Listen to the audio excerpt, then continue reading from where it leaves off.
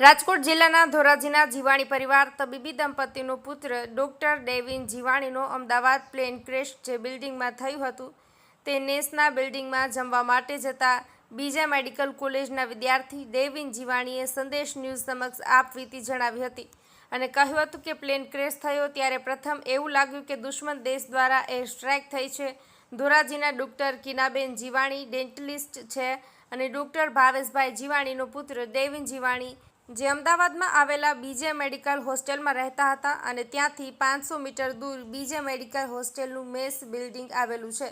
ત્યાં રાબેતા મુજબ સવાર સાંજ જમવા માટે જતા અને આ બિલ્ડિંગ પર અમદાવાદથી લંડન ખાતે જતું વિમાન દુર્ઘટનાગ્રસ્ત થયું હતું. અસંખ્ય વિમાનના પેસેન્જરોના મોત થયા હતા અને મેસના બિલ્ડિંગમાં જમવા બેઠેલા ઘણા ડોક્ટર ઇજાગ્રસ્ત થયા હતા.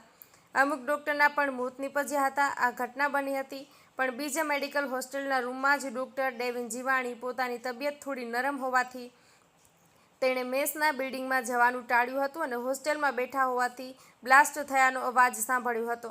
બહાર નીકળીને જોયું તો તેની સામે મેસનું બિલ્ડિંગ સળગતું હતું અને મેસ બિલ્ડિંગ તરફ દોડી મૂકીને તપાસ કરી તો મેસના બિલ્ડિંગમાં વિમાન દુર્ઘટનાગ્રસ્ત થયું હતું.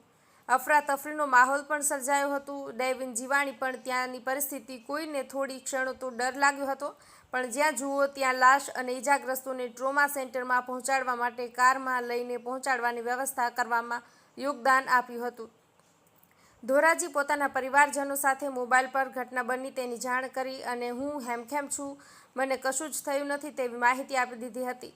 ડેવિન જીવાણી સાથેના 2 ડોક્ટર મિત્રોના મોત થયા હતા. પરિસ્થિતિ સુધરી એટલે ધોરાજી પોતાના ઘરે આવી અને હાશકારો અનુભવ્યો હતો તેમજ ભગવાનનો પાર માન્યો હતો. આ ઘટના બની ત્યારે ત્યાં તબિયત બગડી હતી એટલે મેસ બિલ્ડિંગમાં જવાનું ટાળ્યું હતું એટલે પોતે બચી ગયા હતા.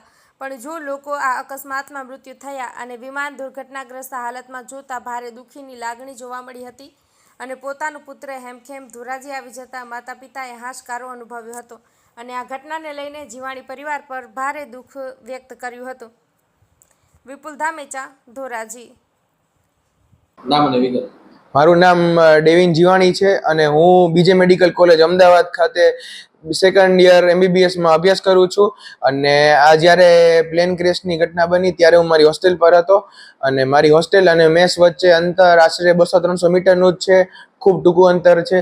અને જ્યારે આ ઘટના બની ત્યારે મને જોરથી એક ધડાકો થયો હોય એવો અવાજ આવ્યો એટલે મને એમ લાગ્યું કે કંઈક બોમ્બ વિસ્ફોટ થયો છે. પણ હું જ્યારે ઉતરીને નીચે આવ્યો ત્યારે મેં જોયું કે આગ લાગી છે અને બહુ ધૂળ ને ધુમાડા ઉડી રહ્યા છે.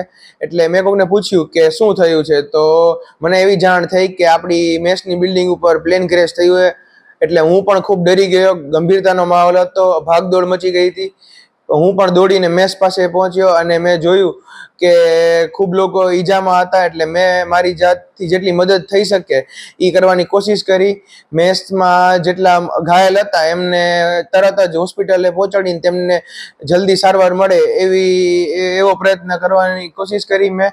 અને ચારે બાજુ બહુ દુઃખનો માહોલ હતો કેમ કે મારા જ બેચમેટ્સ આમાં મૃત્યુ પામ્યા હતા એટલે ખૂબ દુઃખ ને ગંભીર ઘટના બની છે.